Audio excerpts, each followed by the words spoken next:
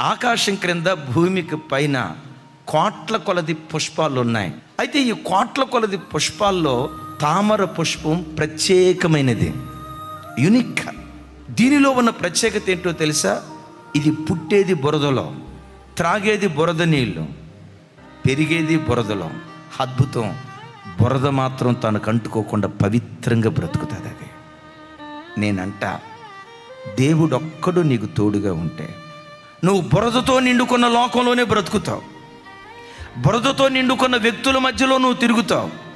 బురదతో నిండుకున్న అపవిత్రమైన లోకంలోనే నువ్వు సంచరిస్తావు.